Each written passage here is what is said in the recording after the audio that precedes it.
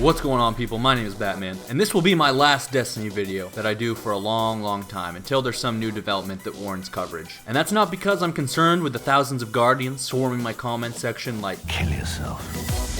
It's because getting through this game has genuinely been a chore, and I don't intend to play it anymore. People always ask me, like, if you don't like it, how come you play it? And the truth is, I'm not gonna play it. Just like I didn't play Destiny 1 after the first year either, excluding a 3-hour session after everything had come out to see how the game ended up. Unsurprisingly, I was deeply unimpressed, but not as disappointed as I have been with Destiny 2, a game which I had high hopes for, just as I had high hopes for its predecessor. I made 2 videos talking about the changes this game needed to deliver on the original promise of what Destiny was supposed to be. I made those videos specifically because I did have hope for this franchise. The same hope I had a year before the first game released when I made a video talking about how this game would change the world.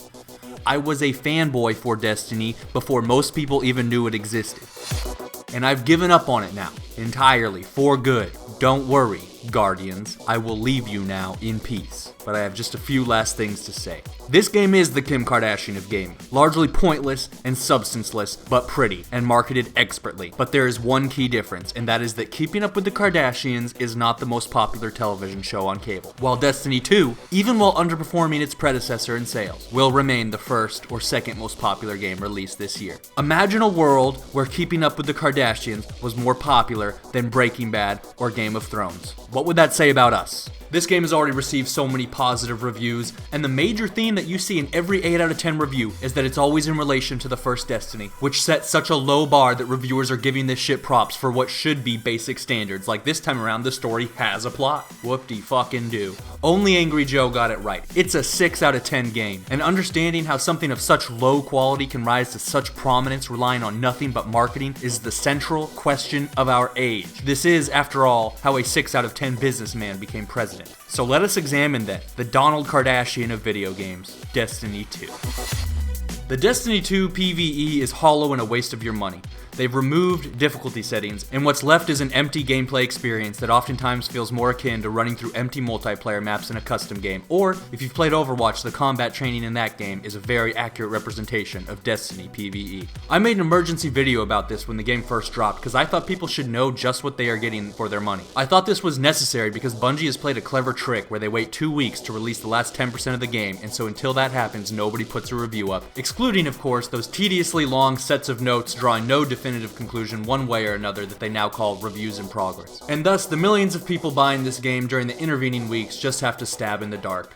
This is like back on Destiny 1, where they wouldn't let anyone review the game until it had already come out, because they know they're gonna get bad reviews. They know. They use delay tactics to sell as much as they can before the word gets out. In that last video, there were a bunch of people in the comments trying to argue that it looked like I was actually having a difficult time getting through the missions. I don't know how you could look at these clips and draw that conclusion. Just because they get my shields down after I've cheesed half the fucking mission doesn't mean I'm struggling. But to settle things once and for all, let's take a brief look at the final campaign mission of Destiny, which I am not allowed to change the difficulty on.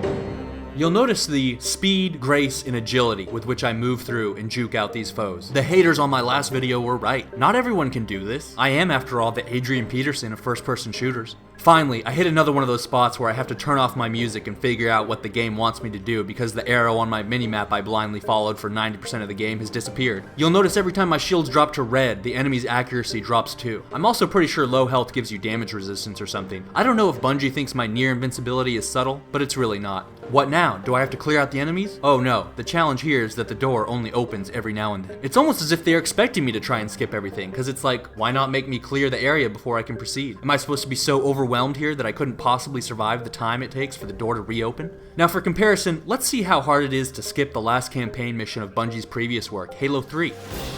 Notice here, a key difference is that Halo's enemies have the intellectual capacity to chase you once you've walked by them. They even use cutoff routes if they can't catch you. This is the same studio 10 years ago. Now look, don't get me wrong, there are plenty of Halo fights you can cheese through on normal difficulty, but that is of course why they give you 2 more higher difficulties and a whole collection of fucking skulls, so that people with extensive shooter experience can challenge themselves. Now let's see what it's like to try and play through the last level of Halo 2 regularly. In fact, a description of the heroic difficulty in Halo reads, and I quote, "This is the way Halo was meant to be played, for story purposes, and because at that difficulty you can't really skip much." Destiny 1 had difficulty settings for all of its content. Removing difficulty settings and making the content this pathetically easy was a conscious decision with a conscious goal. Make anyone and everyone feel like a badass. But the illusion only works until you catch on. If you've seen the last minute of this video, I've probably already blown it for you. Oops. I like to think of a game's campaign as a sort of virtual obstacle course. Can you complete it, and how efficiently? Halo 2 Legendary was like an advanced course of American Ninja Warrior. Destiny 2 is a treadmill, and you get to set the speed setting. And it's not just me that feels this way, there's a great article in Time magazine that makes the exact same arguments. I'm not making this up. I suspect many other major gaming news outlets are hesitant to lay bare this game's true inadequacies because they're afraid that many of their readers are undoubtedly Guardians and the backlash isn't worth it. Look at the backlash I faced, but it's bullshit. After you beat the game, it allows you to play certain missions on a harder difficulty, so I did, and I wasn't able to skip through them as easily, but the gameplay still felt dull and monotonous. It's that same D1 grind, where as long as you have the brain power to shoot at the enemy and duck behind cover to let your shields recharge every now and then, you are guaranteed success. Because the enemy's tactics rarely advance beyond the ability to walk slowly towards you while shooting, or dancing to the left and right. Their intellect is on par with the Space Invaders of 1978, but without the mathematic depth. At its best, it is the same grinding bullshit against predictable, seemingly brain-dead enemies. At its worst, it's a treadmill with a Viewmaster. The progression system has many notable improvements over Destiny 1, but it's redundant. You don't need to put that much time into leveling up or customizing your character when you can walk by half the game. Even then, I still accidentally outleveled the vast majority of the side missions, patrols, and public events, and I don't see how you couldn't. I played through the first half of the campaign, ran all the side missions on Earth, and then played the second half of the campaign, with some PvP matches sprinkled in between. Unfortunately, afterwards, my power level was 203, over twice the recommended 60 or 90 for nearly every side quest and patrol. The tragic irony of Bungie's decision to remove difficulty settings from so much of the PvE is that no game has ever needed difficulty settings more. What if someone were to play several hours of PvP before they even started the campaign? What if someone took the time to beat every side quest and every patrol before they continued on to the next story mission? Story mode would be even more broken, pathetic, and pointless than it already is.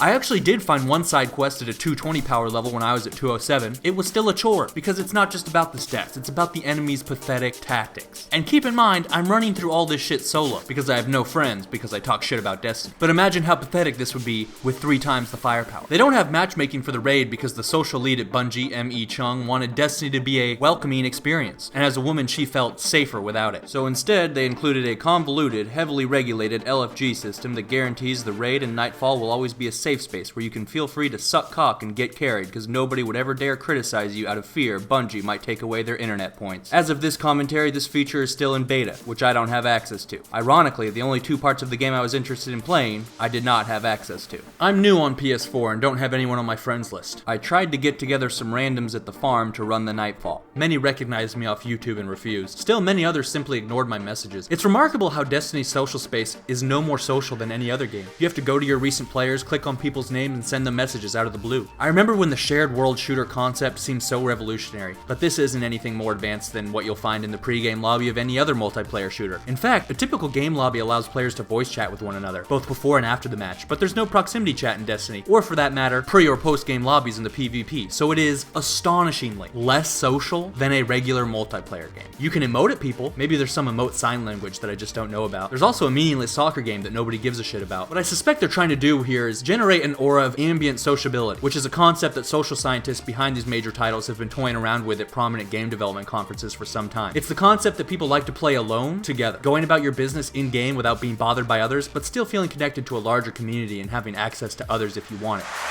What this means is that Bungie essentially poured millions of dollars into developing and marketing a mechanic that is the equivalent of turning on your TV in the background so you feel less lonely while you fart around on the internet. It's a perfect metaphor for this fucking game. They marketed it with enough money in sweet-ass terms like shared world shooter and social hub that everyone still thinks this is some revolution of social interactions on games, when really, and I cannot emphasize this enough, this is the least social multiplayer game on the market. Anyways, I didn't get to do the raid, so I watched a playthrough of it on YouTube. Undoubtedly, it and the Nightfall are challenging, but is $60 and the dull grind through the first 80% of the PvE really worth whatever pleasure you might get out of the raid? And keep in mind, once you beat the raid, like that's it, you're done with the game. You can grind through content you've already played to get better gear so that you can keep replaying content you've already played, but that first 80% is virtually pointless. No difficulty settings, you walk right through it. So is it worth it? Not for me. and I doubt for most players who have played shooter campaigns before. Besides, we've all played raids on Destiny 1, which this game is a carbon copy of in substance and style, and I personally was never that much more impressed with them than the base game. Though if they design more of the PvE using the kind of mechanics and challenges you see in that raid, this actually could be a very cool game. There is so much potential here, and that's the real tragedy of this whole thing. When most of the game is this easy, it might as well not even be a game, but a movie instead. But of course, if this were a movie, it would flop because the story is trash. They use that lazy technique where they develop significant amounts of exposition using rambling monologues delivered at seemingly unnecessary moments. Feel free to kill yourself. Devotion. Sacrifice. I was born an outcast. A runt. They rely on overused tropes and cliches. It's a largely generic story about an alien race attacking Earth. The space magic isn't as original as the Force or as interesting as Mass Effect's biotics. I don't want to spoil anything, but the bitter truth is there isn't anything to spoil. An alien race invades Earth. You try to stop them. Guess who wins? You get your magic powers back during the first mission, or maybe it's the second mission because the opening level is more of a tutorial. But then again, every mission feels like a tutorial, so who knows? Its connection to the Destiny 1 storyline is limited, and really exposes that they are just pulling shit out of their ass at this point. I guess the darkness is no longer a thing. They also felt the need to re-explain a bunch of random shit to my character that he should already know about, like the Taken for instance, making many parts of this story feel less like a sequel and more like a do-over. It's a formula that every sci-fi game has success with. X plus Y times Z equals success. Humanity plus special powers versus existential threat to the galaxy equals story. So they just plug shit in and were lazy about it. This time, instead of X being Rebels or UNSC or Systems Alliance, it's Guardians. Instead of Empire or Covenant or Reapers, it's ugly fish people on steroids. But those other games that relied on this formula put a lot more work into their plugins than we see here. What were the deeper themes to this story? The bad guys build a machine to suck the Traveler's powers out, but then the main bad guy decides he wants to earn the Traveler's light the old-fashioned way by being awesome and worthy, does nothing to that end. His number 2 gets mad at him for not just sucking the Traveler's powers out, so he kills his number 2, but then takes the guy's advice and decides to suck the Traveler's powers out anyway. Put more simply, the bad guys have a plan, there is some debate as to whether or not they should go through with it, they do, and you stop them. An exhilarating storyline, to be sure. The developers try and fail to make the genocidal alien trying to destroy all life in the solar system sympathetic because he has a rags to riches story. Another thing they play with is the concept that you don't actually need space magic to be special. Gee, I sure hope not, cause that shit's not even real. This girl, who I think is some kind of do-over for the stranger, resents Guardians for not respecting her enough just cause she doesn't have light. But I'm just saying, in a world with that kind of space magic, where you had millions of Guardians fully proficient with the shit and all the enemies could use it too, I would tell her ass to stay home also, for her own safety. And if she bitched about it, I would kill her with space magic. But this of course is the perfect theme for Destiny. Just because everyone else has the special magical ability to complete shooter campaigns on a difficulty setting above tutorial, doesn't mean they're better than you. At some point the speaker makes a statement, I speak for the Traveler, but I never said the Traveler spoke to me. Which will sound deep to morons, but really he's just admitting to being a false prophet. I mean, I don't know how else to interpret that. If you don't actually know what your god's positions are, how can you represent them? Is there some light Bible the story has yet to introduce? Maybe the deeper message here is that priests are full of shit. Maybe in Destiny 3 the speaker will touch little boys or something.